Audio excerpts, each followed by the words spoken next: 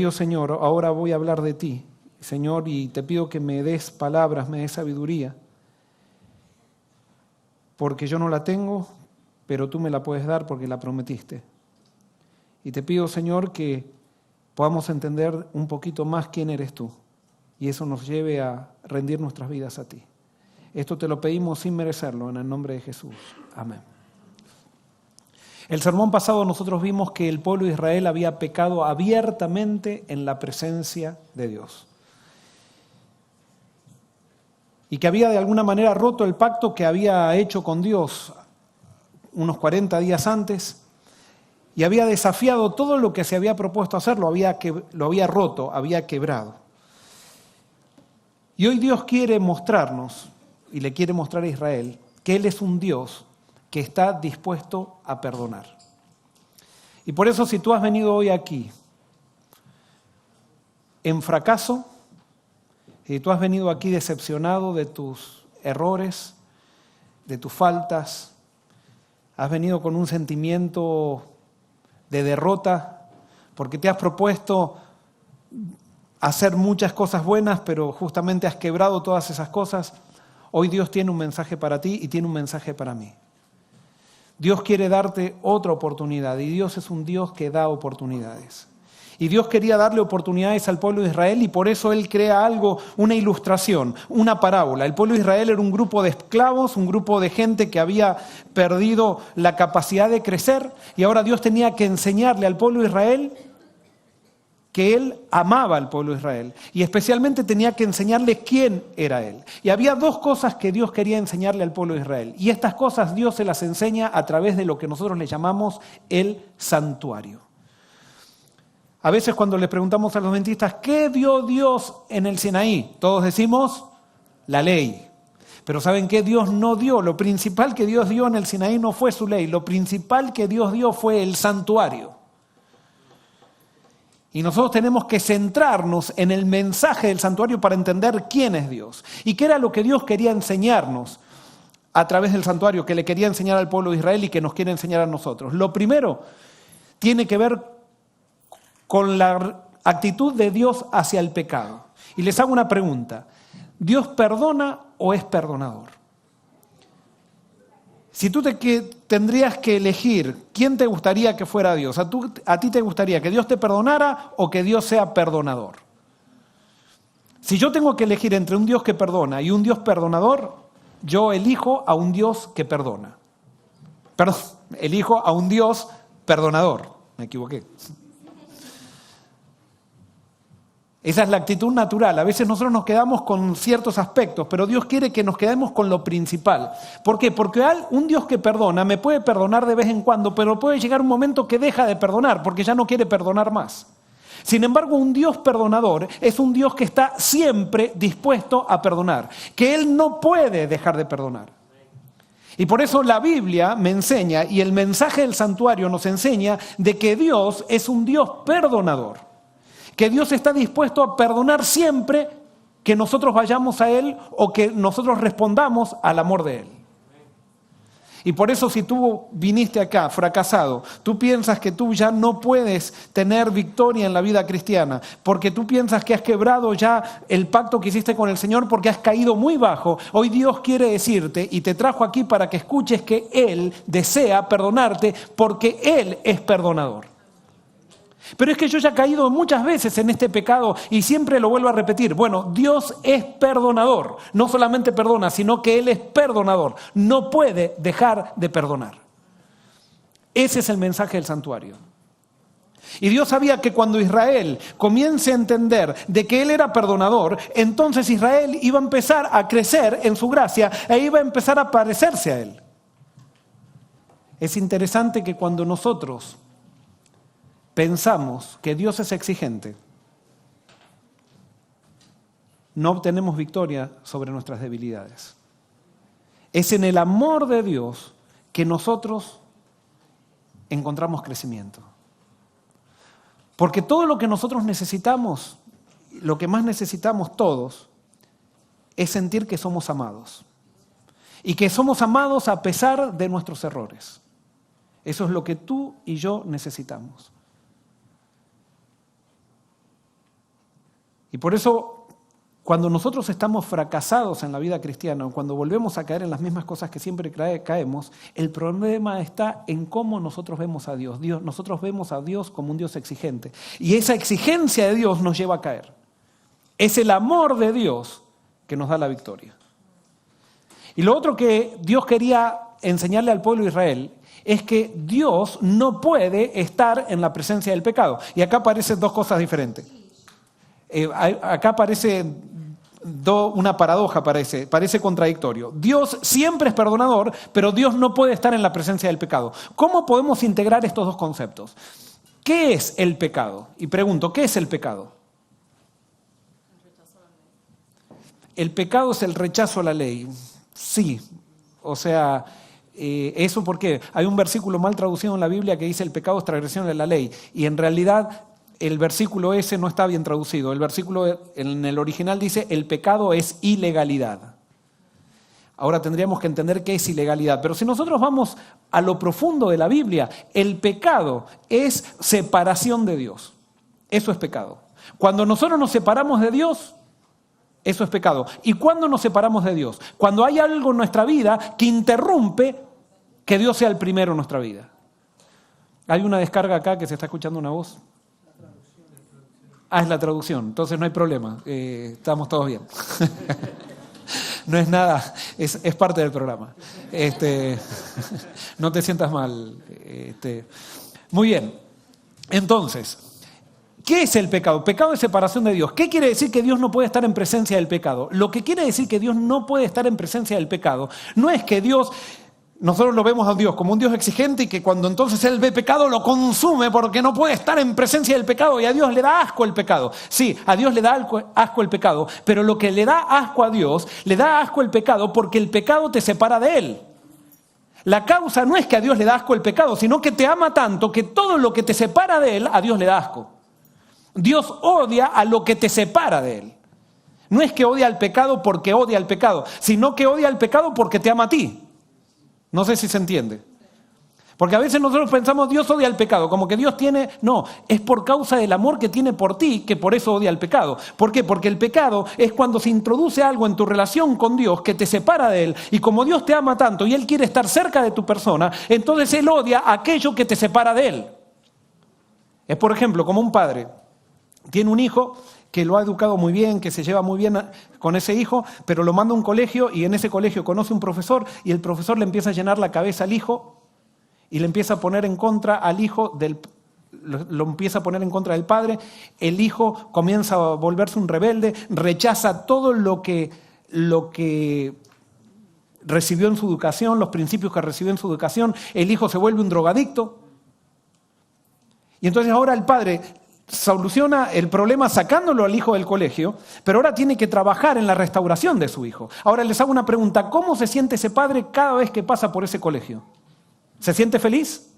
No, cada vez que pasa por ese colegio, ¿cómo se siente? Se le revuelve el estómago. ¿Por qué? Porque él, si no hubiera mandado a ese chico a ese colegio, el chico no estaría como está. Entonces, él rechaza al colegio, a ese colegio junto con su profesor, por lo que provocó en el hijo. No es por el colegio, no son los ladrillos del colegio que le causan rechazo al padre. Le causa, es lo que significa ese colegio por lo que causó en el hijo. No sé si me explico. Entonces Dios no odia el pecado porque Dios odia el pecado y es tan santo. Al pecado, Dios, a las cosas malas que nosotros no hacemos no le hacen ni mal ni bien. Lo que le hace mal a Dios es que yo me separe de Él porque Él me ama tanto y Él quiere tenerme cerca. Entonces Dios odia el pecado por causa del amor que tiene por mí. Cambia totalmente la cosa. ¿Por qué? Porque muchas veces nosotros hacemos énfasis en la ley, en la ley, en la ley. La ley Dios la creó para relacionarse con nosotros. Entonces, si el pecado es quebranto de la ley, es por el hecho que nosotros, cuando nosotros vamos en contra de esa ley, nos separa de Dios. Y Dios, como me ama tanto, entonces Dios no le gusta que yo esté lejos de Él. Dios no puede estar en presencia del pecado, porque te aleja de Él y Él te ama. Y por eso Dios quiere perdonarte. ¿Cuál es el objetivo del perdón? ¿Para qué Dios quiere perdonarte? ¿Cuál es el objetivo?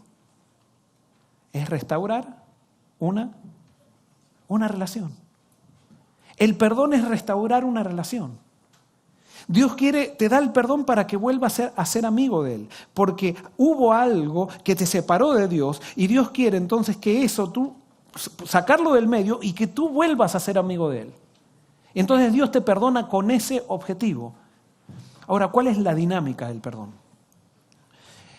Primero, Éxodo 25:8, y fíjense cómo Dios actúa con el pueblo de Israel. Israel se había equivocado, abiertamente adorando un becerro de oro, haciendo orgías delante de Dios mismo, y ahora Dios le pide algo a Moisés.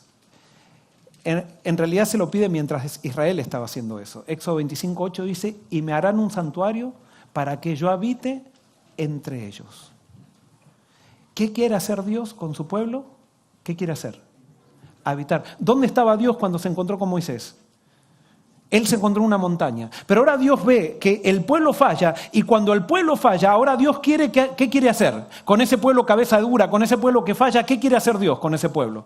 Quiere habitar en medio de ese pueblo. Ahora fíjense qué hace Dios con el pecador. Cuando Dios perdona, en vez de alejarse del pecador, ¿qué hace? Se acerca. Yo te hago una pregunta, ¿qué haces tú con la persona que se equivoca? Cuando se equivoca. ¿Haces lo mismo que Dios hace? No, generalmente cuando alguien se equivoca, ¿nosotros qué hacemos? Nos alejamos. Dios, cuando alguien se equivoca, se acerca. Antes estaba en la montaña tirando truenos y ahora quiere vivir en medio del pueblo y manifestarse al pueblo desde el santuario. Esa dinámica la vemos durante en toda la Biblia, a lo largo de toda la Biblia. Adán y Eva. ¿Se acuerdan de Adán y Eva? Pecaron. ¿Quién fue que buscó a Adán y Eva? Mejor dicho, ¿quién fue que se buscó a quién? ¿Adán y Eva buscaron a Dios o Dios buscaron a Adán y Eva o Dios buscó a Adán y Eva después del pecado? ¿Quién? Dios. Fíjense cómo Dios actúa con alguien que está en pecado. Dios sale a buscar a esa persona. La iniciativa del perdón viene de Dios. La iniciativa de la restauración viene de Dios. ¿Qué pasó con Caín? Caín mató a su hermano Abel. Y cuando Caín mató a Abel, ¿quién salió a buscarlo? Dios lo salió a buscar. Y Dios lo llamó a la reflexión a Caín, le dijo, ¿qué has hecho? ¿Y por qué Dios lo estaba llamando a la reflexión? Porque Dios amaba a Caín y Dios quería que Caín restableciera su relación con él. Dios quería que Caín de alguna manera sea transformado, pero Caín no quiso aceptar el perdón de Dios. Y como Dios no obligó a Caín, Caín siguió huyendo de Dios toda su vida. Jacob, ¿se acuerdan? Jacob había engañado a su hermano, había engañado a su padre, había cometido un grave pecado. Había querido conseguir las bendiciones de Dios por estrategias humanas.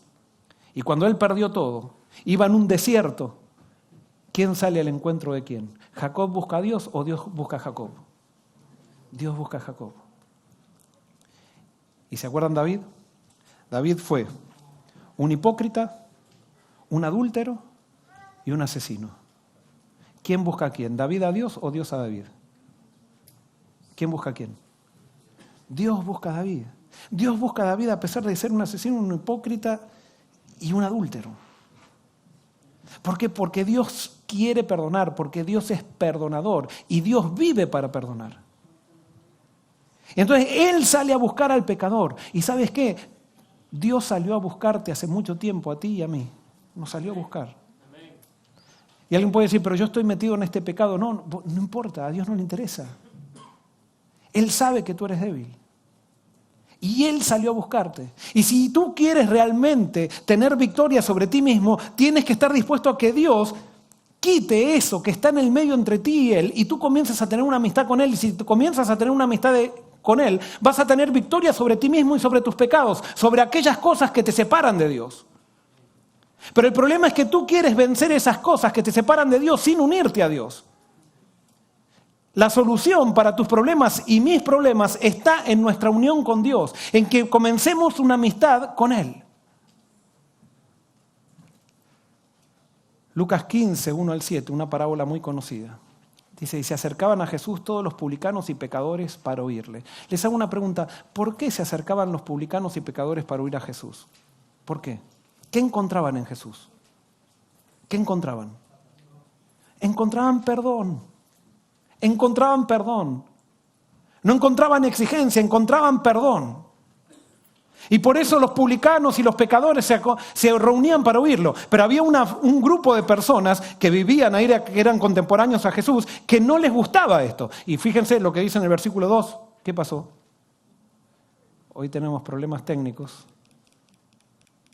De repente Y ahora también, no, ya terminó el sermón, nos vamos. Se está volviendo todo loco.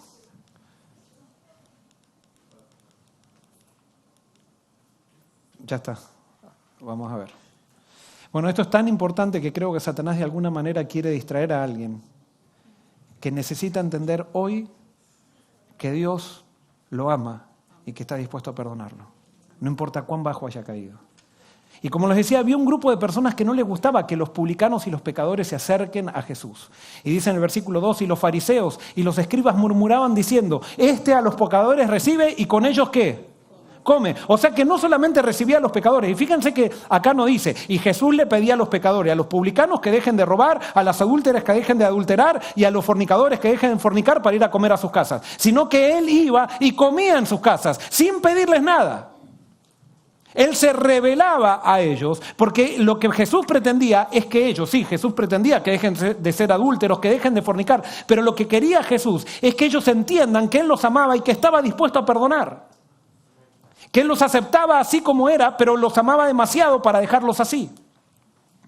Y por eso dice, y los fariseos y los escribas murmuraban diciendo, a los pecadores recibe y con ellos come. Entonces Él les refirió esta parábola diciendo, ¿qué hombre de vosotros teniendo 100 ovejas, si pierde una de ellas, no deja las 99 en el desierto y va tras la que se perdió hasta encontrarla? Y cuando la encuentra, la pone sobre sus hombros gozoso. Y al llegar a casa reúne a sus amigos vecinos diciéndoles, gozaos conmigo, porque he encontrado mi oveja que se había perdido. Os digo que así habrá más gozo en el cielo por un pecador que se arrepiente, que por 99 justos que no necesitan de arrepentimiento. Ahora fíjense este cuadro, el pastor ve que tiene 99 ovejas y le falta una. ¿Quién se va a buscar a quién? ¿El pastor a la oveja o la oveja al pastor? El pastor a la oveja. Y él va y la busca y la encuentra. ¿Cómo la encuentra? La encuentra la oveja en un estado podríamos decir, de orientación, sino ¿cómo la encuentra? Totalmente desorientada, totalmente perdida la oveja. Y cuando la toma, ¿qué hace? La pone en sus hombros. ¿Y qué actitud tiene el pastor? Gozoso, gozoso. ¿Qué diferencia con Joel Barrios? Porque si fuera Joel Barrios, cuando pierde la oveja, sale a buscarla. Pero en vez de sentir ansiedad por la oveja, ¿qué siente? Enojo, coraje. Y la oveja esta oveja negra, siempre me hace lo mismo. Y entonces cuando llega, la agarra, pero no la pone gozosa en los hombres. La agarro acá y la quiero estrangular. Y entonces vengo todo el camino diciendo, ¿viste lo que hiciste? ¿Viste por qué no? Y ese es Joel Barrios. Y ¿saben qué? Cuando yo leía esto, yo decía, ¿qué, Señor? Yo quiero ser como tú. Porque yo me enojo cuando alguien se equivoca. Yo le quiero exigir y quiero que se porten bien. Y a Dios no le interesa tanto que nos portemos bien como que seamos buenos. Y Él puede, si Él quiere obligarnos a portarnos bien, nos puede obligar a portarnos bien así. Pero ser buenos solamente se adquiere por una relación con Él. Y no viene por obligación, es por una respuesta. Y por eso yo hubiera vuelto con la oveja medio ahorcándola y diciendo, y ves, la próxima vez no va a pasar esto, que esto... No, Él dice que la pone sobre sus hombros, gozoso. ¿Sabes por qué tú te sientes perdido? ¿Sabes por qué tú te sientes con culpa? Porque todavía no has dejado que Jesús te ponga sobre sus hombros. Tú piensas que eres demasiado malo como para que Jesús te cargue. Y Jesús muchas veces te quiso cargar y tú te resististe a cargarte, a que te cargue. Es más, piensas que si te carga te va a arruinar la vida, porque has entendido que la vida para Jesús es una vida de hacer cosas. Y la vida con Jesús es una vida de dejarme amar. Y tú lo que necesitas es ser amado y amada. Esa es la solución para tu vida. Y esa es la visión que Dios quiere mostrar que es Él. Y es lo que muestra en toda la Biblia. Que Dios es un Dios que ama y que perdona. Y dice el versículo 7, os digo que así habrá más gozo en el cielo por un pecador que se arrepiente que por 99 justos que no necesitan de arrepentimiento. El gran problema es que hay gente que piensa que no necesita arrepentirse. Ese es el gran problema. Pero todos necesitamos arrepentimiento. Y todos necesitamos que el pastor nos cargue sobre sus hombros, porque todos nos descarriamos, dice la Biblia. A una nos hicimos inútiles. Ahora vamos a ver cuál es la dinámica del santuario, cómo Dios quería enseñar esto al pueblo de Israel. Lo primero es, el israelita y su oveja. Nosotros tenemos que entender esto. Yo ya prediqué esto hace unos 2 o 3 años, pero vamos a tener que repetir algunos conceptos. ¿Saben qué? El israelita criaba a su oveja de una manera diferente a lo que lo crían los occidentales, lo que criamos los occidentales. El israelita realmente consideraba a su oveja como una hija, era como los pets. Ahora en esas casas vieron que tienen a los perros como si fueran realmente un miembro más de la familia. Bueno, así los israelitas consideraban a sus ovejas. Y entonces hay un versículo de la Biblia que ilustra esto. Cuando David pecó, Dios manda a Natán a buscar a David, porque Dios, como dijimos, salió a buscar a David cuando David estaba en pecado. Entonces Natán le cuenta una historia de David y ahí describe, en 2 de Samuel, capítulo 12, versículo 3, describe cómo un israelita consideraba a su oveja. Fíjense, dice, pero el pobre tenía una sola cordera que había comprado y criado y había crecido con él y con sus hijos. Comía ¿de dónde? De su bocado, bebía de su vaso, dormía en su seno y la tenía como una hija. O sea que llegaba la hora de comer y ¿dónde estaba la ovejita? En la mesa, en la mesa. Claro, en esa época las mesas eran bajitas, entonces la ovejita no necesitaba una silla. O sea, venía y la ovejita participaba y la dejaban participar del plato. Es más, el padre de familia estaba tomando agua y ¿a quién le daba a tomar del mismo vaso? Hoy decían en el primer turno los parásitos que habían tenido los israelitas con todo eso. Pero, sin embargo, la amaban tanto que la dejaban tomar del mismo vaso. Yo me acuerdo, conocí a una gente muy cercana que tenía un perro que lo querían tanto que el dueño de casa estaba comiendo el postre con una cucharita y le daba con la misma cucharita, le daba al perro también. Es una exageración eso. Pero esto es lo que pasaba con el israelita y la oveja. Y entonces dice que llegaba la hora de dormir y la hacía dormir en su seno. ¿Qué es el seno? Es el pecho. O sea que llegaba la hora de dormir, decía, querida, ya es la hora de ir a dormir. Muy bien, agarraban la ovejita y entonces la ponían en el pecho y hasta que la dormía y le cantaba quizás a la ovejita. Y una vez que la ovejita estaba dormida, todo el mundo se iba a dormir.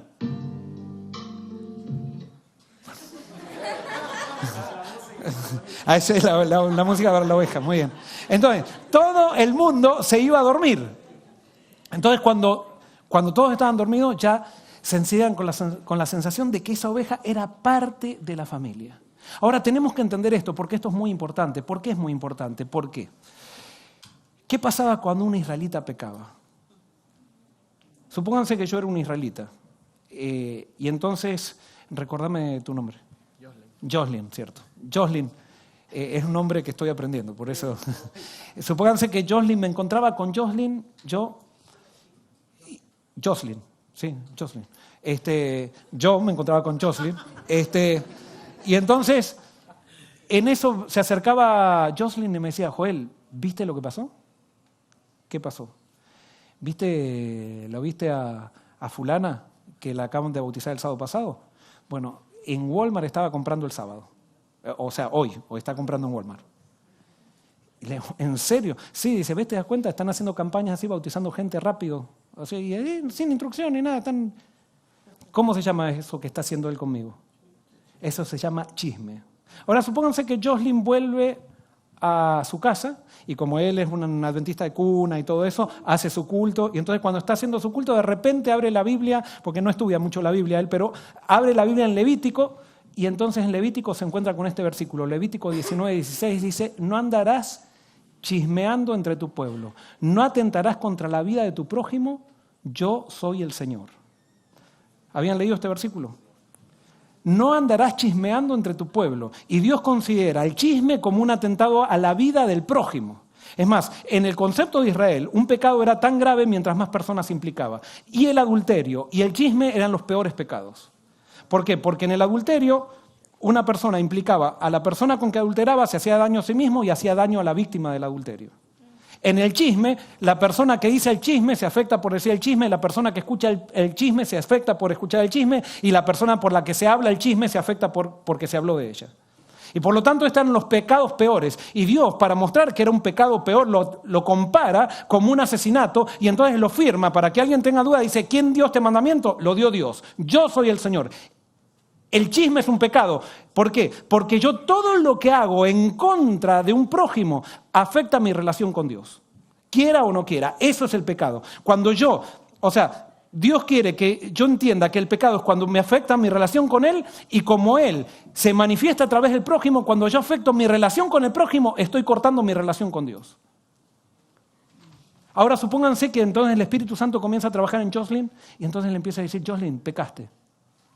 ¿Qué tenía que hacer Jocelyn para solucionar su problema de pecado?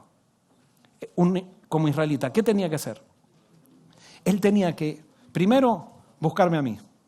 ¿Por qué? Porque la Biblia dice que el signo del arrepentimiento es la restitución. Si alguien está verdaderamente arrepentido, está dispuesto a restituir.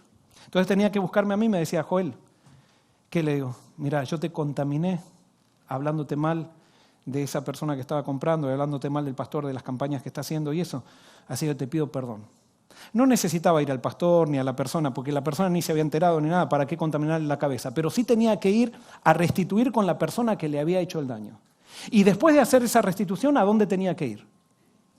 ¿A dónde tenía que ir? Tenía que ir al santuario. ¿Pero cómo tenía que ir al santuario?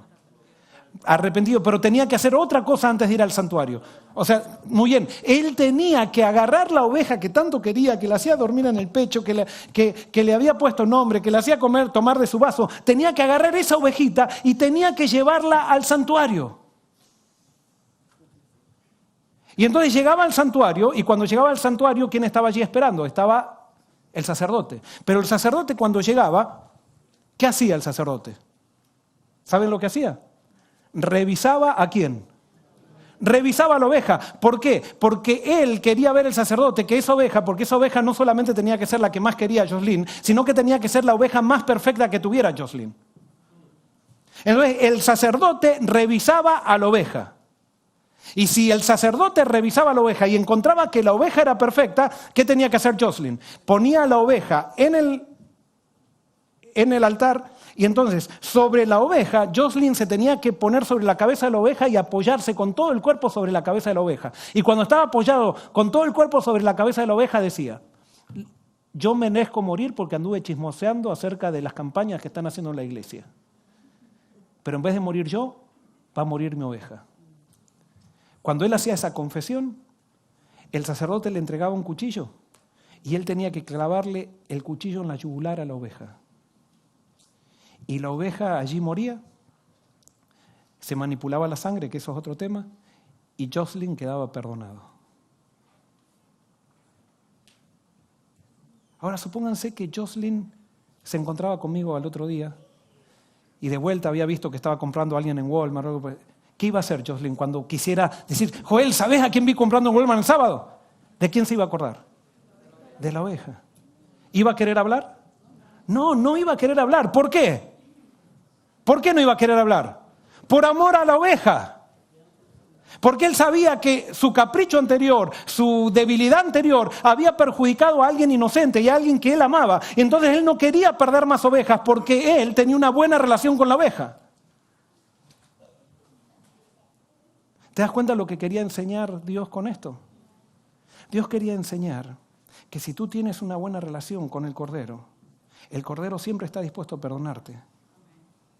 Pero tienes que entender que cuando el Cordero te perdona, el perdón del Cordero le resultó una herida a él. Y si tú amas al Cordero, tú no lo vas a querer herir. Pero ese es el resultado de conocer al Cordero, de relacionarte con el Cordero. Porque si el israelita no se relacionaba con la oveja, dicen, no importa, tengo 1000 ovejas, así que muera la oveja.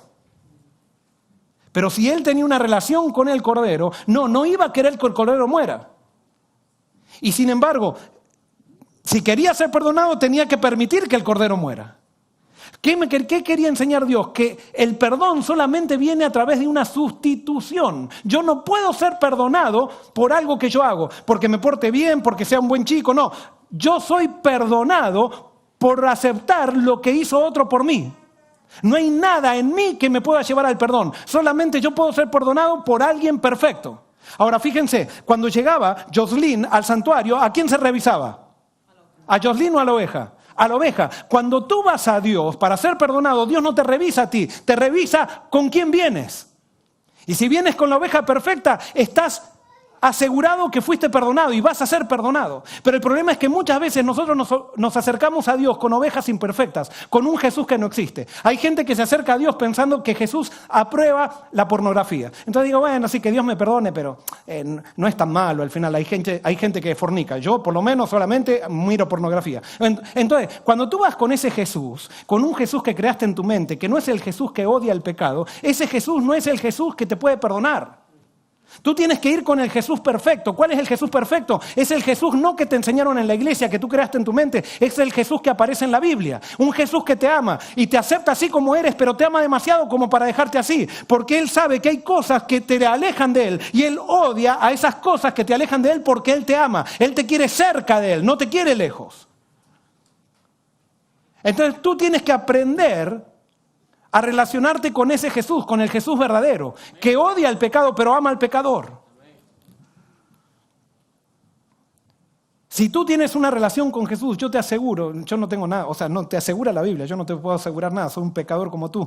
O sea, pero la Biblia nos asegura que siempre, absolutamente siempre va a haber perdón, siempre. Pero yo he caído de vuelta, no importa que hayas caído 20 veces en lo mismo, vas a tener perdón. Bueno, pero entonces estoy jugando con Dios. No, no estás jugando, eres débil, pero entonces vas a volver, y eso sí te asegura la Biblia. Si tú vuelves y vuelves y vuelves y vuelves a Cristo, tarde o temprano Cristo te va a dar victoria sobre ese pecado en el cual caes. Porque cada vez vas a aprender más que Dios te ama. Y mientras más creas que Dios te ama, más fuerza te va a dar para vivir la vida que Dios quiere que vivas. No porque Dios quiere que vivas una vida de acuerdo a la ley, sino que Dios quiere que vivas una vida donde lo puedas conocer a Él y donde Él pueda estar bien cerca tuyo y lo sientas tú bien cerca a Él. Pero cuando tú estás en pecado, tú no puedes ver a Dios como es. El pecado te nubla la mente. Tú no disfrutas cuando estás en pecado de la presencia de Dios. Pero no es que Dios cambió, es tu mente que cambia cuando estás en pecado. Y por eso Dios quiere revelarse a ti y Dios quiere que sepas que en Él hay perdón y que siempre vas a tener perdón. ¿Qué pasaba con los israelitas que continuamente pecaban? Tenían que estar llevando entonces continuamente el cordero ¿a dónde? Al santuario. Entonces, yo te doy un consejo. Comienza a confesar tus pecados, pero de una manera específica. Cada noche repasa todo lo que hiciste y entonces ve con el cordero a Dios y dile, Señor, yo quiero perdón por esto, porque miré mal, pensé mal, porque dije esto, porque dije aquello. Empieza a confesar así tus pecados. Y te vas a dar cuenta de que tú eres un pecador. Es la única conclusión que vas a llegar. Pero va a llegar un momento que vas a decir, pero voy a tener que vivir de rodillas porque todo el tiempo voy a estar teniendo que confesar. Sí, entonces, ¿qué pasó? Como Dios sabía que eso iba a pasar con los israelitas, Él creó algo que se llamó el sacrificio diario. ¿Qué era el sacrificio diario? Números 28, 3 y 4 dice, les dirás a los hijos de Israel, esta es la ofrenda encendida que ofreceréis al Señor. 2 corderos sin tacha de un año. Será el holocausto continuo cada día. Un cordero ofrecerás por la mañana y otro al caer la tarde. O sea que continuamente estaba ardiendo un cordero en favor del pueblo en el santuario. A la mañana se sacrificaba un cordero y a la tarde se sacrificaba otro cordero. Entonces lo que esperaba Dios es que la gente esté consciente de que ellos estaban allí gracias a ¿quién? Gracias al cordero.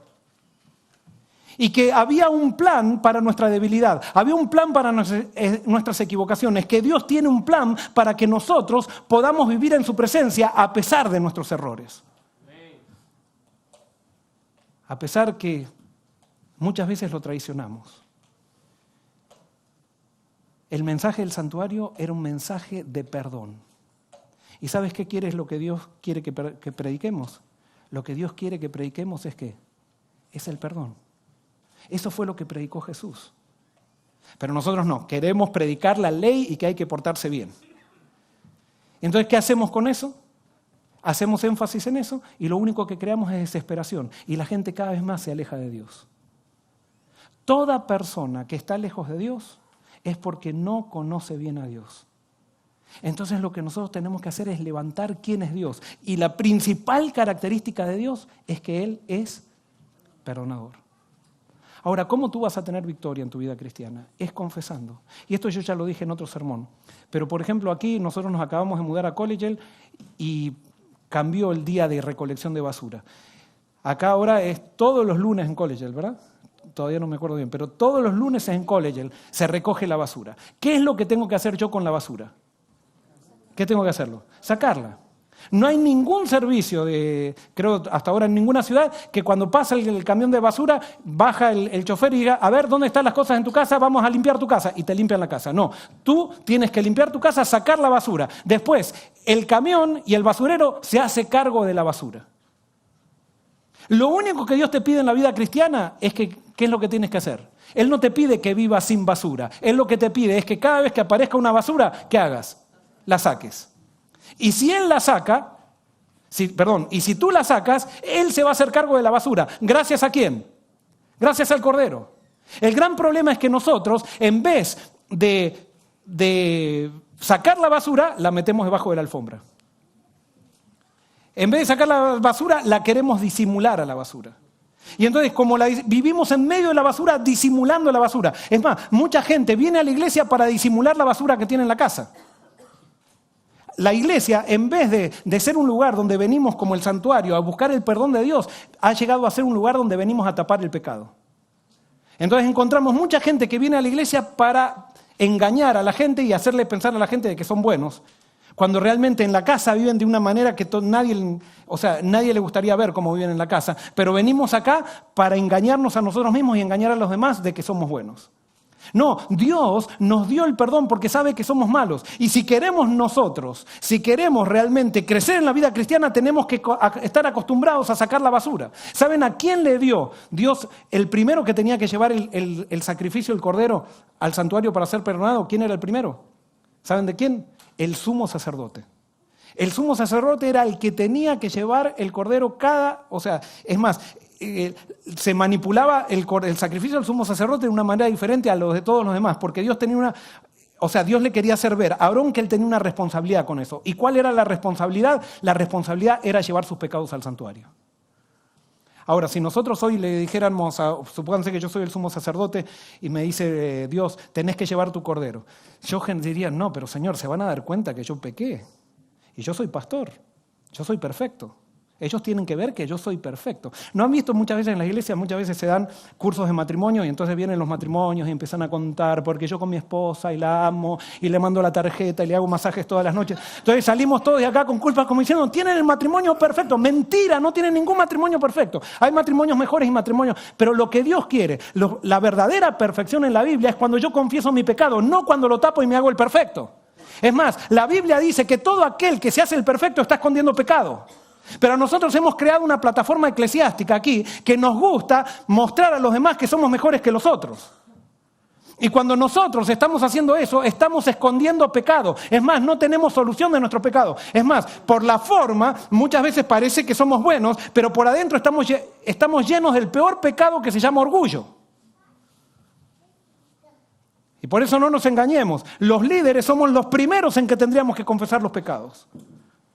Y eso espera Dios, porque Dios no quiere líderes perfectos, quiere líderes ¿cómo? Arrepentidos. Y es por eso que Dios quiere que entendamos que Él es un basurero. Y Él quiere darte todas sus bendiciones si tú sacas la basura. ¿Y qué es más Dios también? Una ilustración que a mí me ayudó mucho. Cuando a ti se te mancha el traje, ¿a dónde lo llevas? ¿Lo llevas a dónde? A la tintorería. ¿Qué es? Lo que Dios quiere es que entendamos que Él es un tintorero. Él es un tintorero donde nosotros llegamos nuestros trajes manchados. Y Él tiene los ingredientes necesarios para sacar las manchas de nuestro traje. El gran problema es que nosotros, cuando tenemos una mancha en el traje, para no gastar en el tintorero, ¿dónde tratamos de lavar el traje? En la casa. Y en la casa nosotros no tenemos los ingredientes para limpiar el traje, pero sí para disimularlo, para disimular la mancha.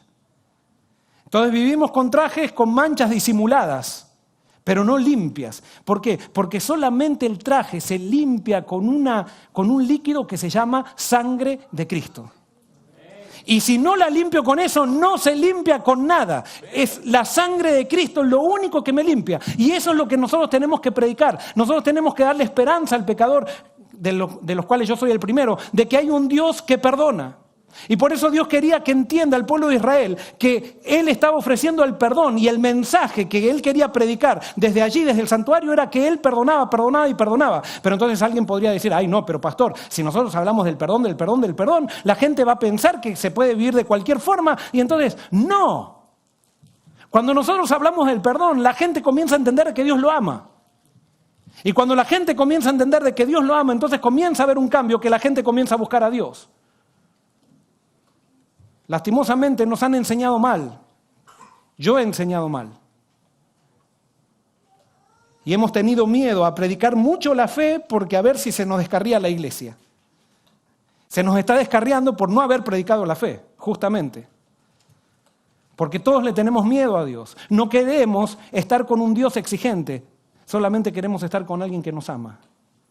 Y hasta que no descubramos que Dios nos ama así como somos, no vamos a querer volver a Dios. Yo descubrí algo después de leer esta cita. Dice, las horas designadas para el sacrificio matutino y vespertino se consideraban sagradas y llegaron a observarse como momentos dedicados al culto por toda la nación judía. En cuando en tiempos posteriores los judíos fueron diseminados como cautivos en distintos países, aún entonces a la hora indicada dirigían el rostro hacia Jerusalén y clavaban sus oraciones al Dios de Israel. En esta costumbre, los cristianos tienen un ejemplo para su oración matutina y vespertina. Si bien Dios condena la mera ejecución de ceremonias que carezcan del espíritu de culto, mira con gran satisfacción a los que le aman y se postran de mañana y tarde para pedir ¿qué? El perdón de los pecados cometidos y las bendiciones que necesitan. ¿Saben cómo cambiarían las cosas si en los cultos familiares, en vez de enseñar historias, nos arrollaríamos para pedirnos perdón y para pedir perdón? Yo me di cuenta de esto, que yo quizás estaba fallando, a veces queriendo enseñar demasiada historia, cuando lo que Dios quiere es que entendamos que Él nos perdona. Y cómo me gustaría ser como el pastor de esa parábola, que cuando se le descarría la oveja, en vez de querer agarrarla y querer, es cargarla a mis hombros con gozo, porque la encontré. Qué lindo, o sea, yo necesito un cambio en mi vida. Y quiero que también ese cambio se dé, y por influencia de ese cambio, ojalá que también esta iglesia, esta se transforme en una iglesia perdonadora. En una iglesia donde los publicanos y pecadores puedan decir, yo quiero ir a la iglesia hispanoamericana de Collier. Y no porque acá vamos a decir, eres publicano, estás robando, sigue robando, Dios te ama igual. No. Vamos a hablarle de un Dios que no quiere que sigas robando porque eso te separa de Él y Dios quiere estar cerca tuyo. Vamos a hablar de un Dios que mandó a su Hijo y se hizo carne para morir por nuestros pecados y para perdonarnos. Vamos a hablar de un Dios que de lo más que habló fue del perdón, no de la obediencia, sino de lo que más habló Dios fue del perdón, Jesús. Yo quiero ser como ese Dios, pero me doy cuenta que mi naturaleza tira para lo otro. Y entonces tengo que conocer mejor a ese Dios. A ese Dios que baja de la montaña y quiere vivir en medio nuestro. Y por eso, Mateo 1, 20 y 23, cuando el ángel le dice a José que tome a María por mujer, le dice cuál era la misión de Jesús. Dice, y pensando él en esto, he aquí un ángel del Señor le apareció en sueños y le dijo, José, hijo de David, no temas recibir a María tu mujer, por lo que en ella es engendrado, del Espíritu Santo es. Y dará a luz un hijo y llamará su nombre Jesús, porque él ¿qué hará? Salvará a su pueblo de sus pecados. No dice, y porque Jesús condenará a su pueblo por sus pecados, sino que Él salvará. En otras palabras, hay muchas cosas que nos separan de Dios, pero Jesús vino para ayudarnos a que esas cosas quitarlas del medio y que podamos tener una relación directa con Él. Pero para que Él pueda sacar esas cosas, yo tengo que ir a Él. Yo tengo que ir a Él incluso con esas cosas. Pero tengo que ir con Él perfecto, no con un Jesús que aprueba esas cosas, sino con un Jesús que odia esas cosas porque me ama a mí.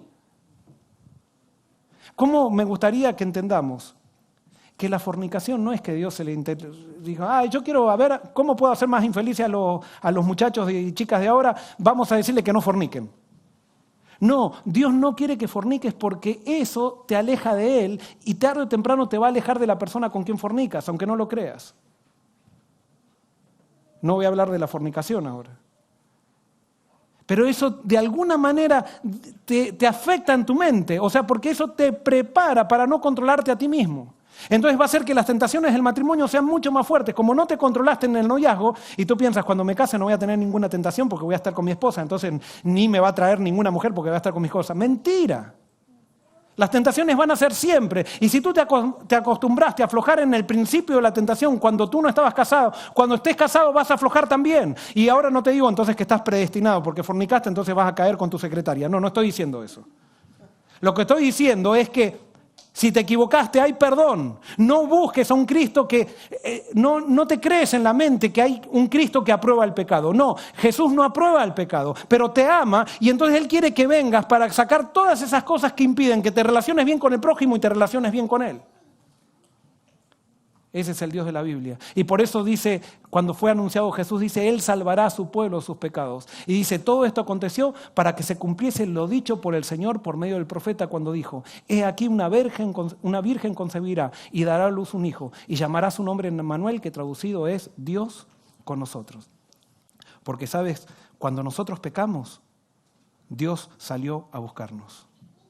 Y cuando nosotros pecamos, Dios se hizo carne y vino a morar en medio nuestro. Y hoy si tú viniste acá, es porque Dios te está buscando. Es porque Dios está cerca tuyo. Has venido fracasado, has venido con condenación en tu mente, con culpa. Hoy Jesús te quiere decir, ven a mí, yo estoy aquí, estoy contigo. Es que yo pequé, yo estoy contigo aquí.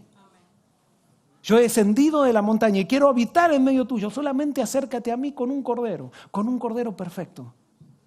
Y si te acercas a mí en Jesús, dice Dios, tú serás perdonado, no importa lo que hagas. Puedes salir de acá liberado. No necesitas demostrarme que cambiaste ni nada. Si tú hoy decides hacerte amigo de Jesús y estar con Jesús, sales de acá y eres perdonado como si nunca hubieras pecado. Eres considerado como si fuera Jesús. Eres considerado como si fueras el Cordero. Y si tú dices, es que yo, pastor, no he pecado tanto. Bueno, más vale que te arrepientas. Porque si hay alguien que necesita el Cordero, eres tú, más que nadie. Todos necesitamos salir de aquí con el Cordero. Porque la aceptación de Dios no está basada en lo que tú haces, en lo que tú eres y en lo que tú sientes. La aceptación de Dios al pecador es gracias a un Cordero. Y es en Él que nosotros somos salvos y perdonados. Que Dios te bendiga y que esa pueda ser tu experiencia y la mía. Vamos a terminar cantando entonces el canto lema. Le voy a pedir a los chicos que me ayuden. Todos los chicos que quieran pasar a cantar pueden pasar. Y si hay alguien del Praise Team, que creo que ahora no hay, pero pueden pasar a cantar. Muy bien, nos ponemos de pie.